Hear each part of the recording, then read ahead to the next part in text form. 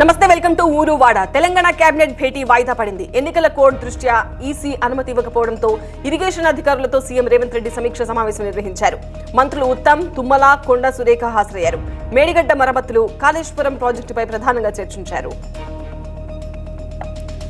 సచివాలయంలో సీఎం రేవంత్ రెడ్డిని కలిశారు బీజేపీ ఎమ్మెల్యేలు ఏలేటి, రామారావు పటేల్, పైడి రాకేష్ రెడ్డి. రైతు సమస్యలని సత్వరమే పరిష్కరించాలని ముఖ్యమంత్రికి వినతి పత్రం అందజేశారు బీజేపీ నేతలు.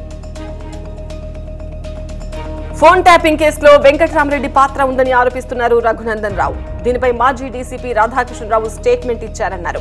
వెంకట్రామరెడ్డిని పోలీసులు ఎందుకు అరెస్ట్ చేయడం లేదో సీఎం రేవంత్ రెడ్డి సమాధానం చెప్పాలన్నారు. కేసీఆర్ పై వ్యతిరేకతతోనే కాంగ్రెస్ అధికారంలోకి వచ్చిందన్నారు కేంద్ర మంత్రి కిషన్ రెడ్డి. ఇచ్చిన హామీలు అమలు చేసే శక్తి రేవంత్ కి లేదన్నారు. తెలంగాణలో కాంగ్రెస్, బీఆర్ఎస్ కి ప్రత్యామ్నాయంగా బీజేపీ ఎదుగుతుందన్నారు. కాంగ్రెస్ ఇచ్చిన హామీల అమలు కోసం ప్రజల పక్షాన పోరాడతామని స్పష్టం చేశారు కిషన్ రెడ్డి. ఐవీఎఫ్ ఒక అధునాతన సంతానోత్పత్తి చికిత్స. అనేక దంపతులకు తల్లిదండ్రులు కావాలనే వారి కలను నెరవేర్చుకోవడానికి సహాయపడుతుంది. ఈ రోజే ఓఎస్ఎస్ ఫర్టిలిటీని సందర్శించండి.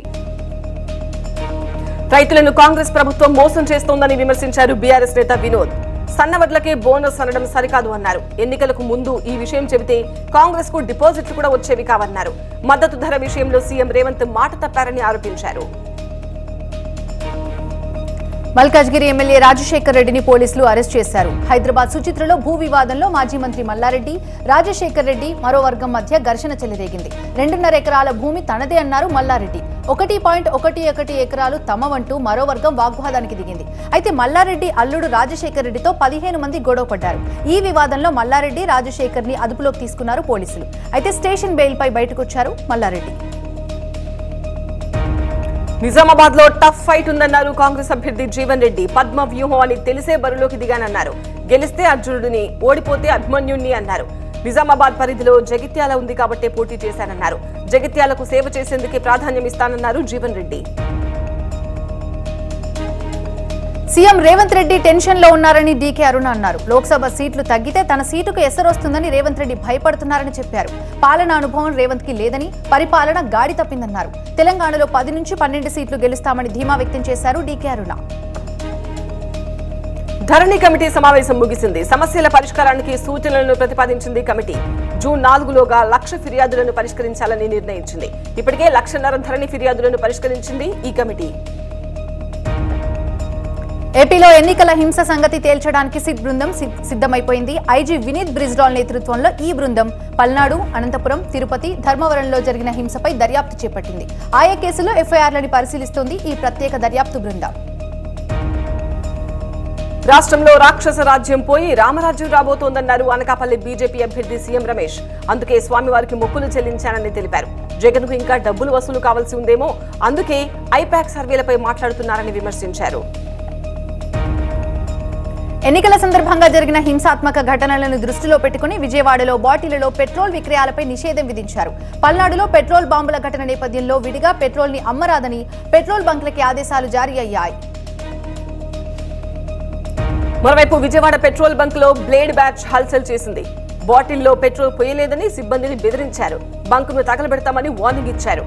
దీంతో భయాందోళనలో ఉన్నారు పెట్రోల్ బంక్ నిర్వాహకులు.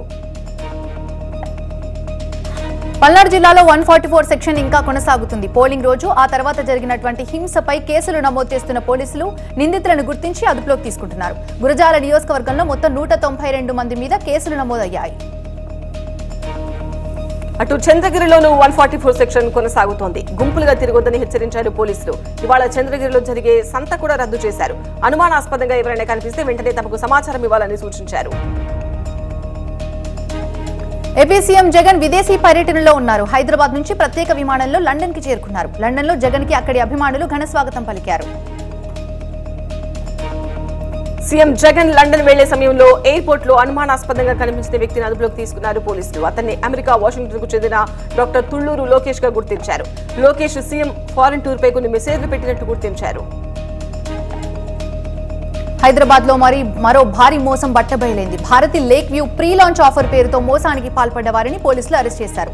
కొంపల్లిలో తక్కువ ధరకే ప్లాట్లు అంటూ నమ్మించి కోట్లు దండుకున్న భారతి బిల్డర్స్ చైర్మన్ దూపాటి నాగరాజుతో పాటు ఎండీ శివరామకృష్ణ, సీఈఓ నరసింహారావుని పోలీసులు అదుపులోకి తీసుకుని విచారిస్తున్నారు. తెలంగాణ ప్రభుత్వం విజ్ఞప్తితో జూరాల ప్రాజెక్టుకు కృష్ణా జలాలను విడుదల చేసింది కర్ణాటక ప్రభుత్వం. నారాయణపూర్ డ్యాం నుంచి 1.9 టీఎంసీల నీరు విడుదల చేసింది. ప్రస్తుతం జూరాల వద్ద ఇన్ఫ్లో 3,459 క్యూసెక్లు ఉండగా అవుట్ఫ్లో 137 క్యూసెక్లు ఉంది.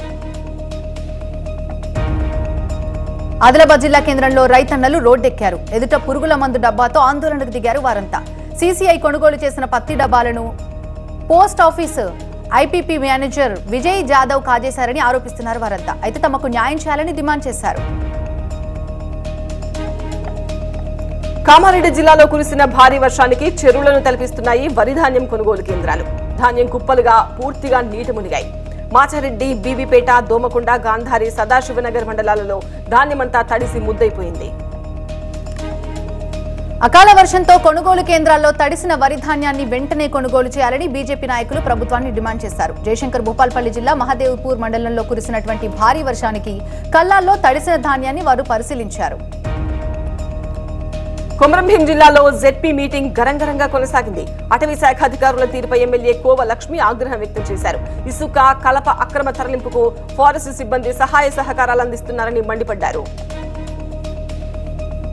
తెలంగాణ ఈఏపీ సెట్ ఫలితాలు విడుదలయ్యాయి. ఇంజనీరింగ్ లో 74.98% ఉత్తీర్ణత సాధించగా అగ్రికల్చర్, ఫార్మసీలో 89.66% ఉత్తీర్ణత నమోదైంది.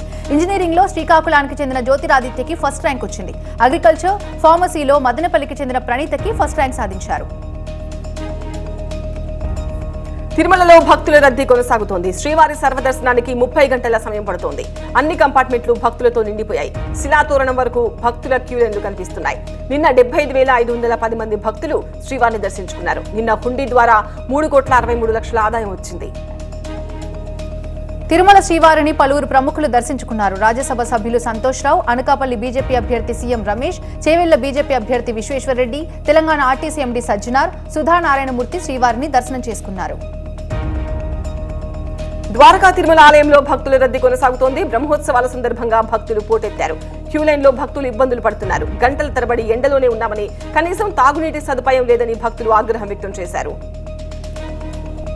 మేడ్చల్ జిల్లా కీసర అంకిరెడ్డిపల్లి గ్రామంలో చైన్ స్నాచర్లు రెచ్చిపోయారు. వృద్ధురాలు జెల్ల రాములమ్మ ఒంటరిగా తన ఇంటి కాంపౌండ్ లో ఉన్న సమయంలో దుండగులు వచ్చారు.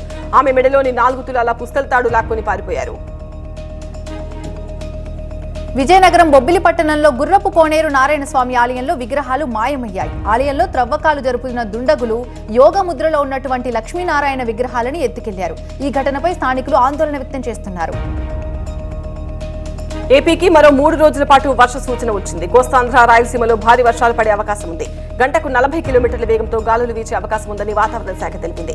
ఈ నెల 22లోగా బంగాళాఖాతంలో అల్పపీడనం ఏర్పడే ఛాన్స్ ఉందని, ఈ నెల 24లోగా వాయుగుండంగా బలపడే అవకాశం ఉందన్నారు అధికారులు. 5వ విడత పోలింగ్ కోసం సుడిగాలి పర్యటనలు చేస్తున్నారు ప్రధాని మోదీ. హర్యానాలోని అంబాలలో జరిగిన బహిరంగ సభలో ప్రసంగించారు మోదీ.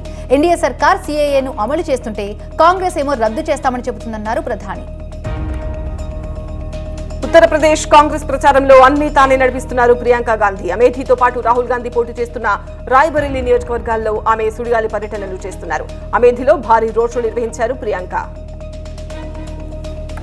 ఆప్ నేతలను జైల్లో వేసేందుకు బీజేపీ కుట్ర చేసిందని ఆరోపించారు ఢిల్లీ సీఎం కేజ్రీవాల్. రేపు ఆప్ నేతలంతా బీజేపీ ఆఫీస్కు వెళ్తామన్నారు. దమ్ముంటే మమ్మల్ని అరెస్ట్ చేసుకోండి సవాల్ విసిరారు. దేశంలో పరిస్థితులు ఇండీ కూటమికి అనుకూలంగా ఉన్నాయన్నారు ఆర్జేడీ నాయకుడు తేజస్వి యాదవ్. బీహార్లో అన్ని సీట్లను గెలుస్తామని ధీమా వ్యక్తం చేశారు. బీహార్కి ప్రత్యేక హోదా విషయంలో ప్రధాని మోదీ వాగ్దానం నిలుపుకోలేదని ఆరోపించారు తేజస్వి. చార్ధామ్ యాత్ర ఏర్పాట్లకు సంబంధించి ఉన్నతాధికారులతో ఉత్తరాఖండ్ సీఎం పుష్కర్ సింగ్ ధామీ వర్చువల్ సమీక్ష నిర్వహించారు. యాత్రలో పాల్గొనే భక్తులకు సత్వర దర్శనం కలిగేలా తగిన ఏర్పాట్లు చేస్తున్నామని తెలిపారు సీఎం.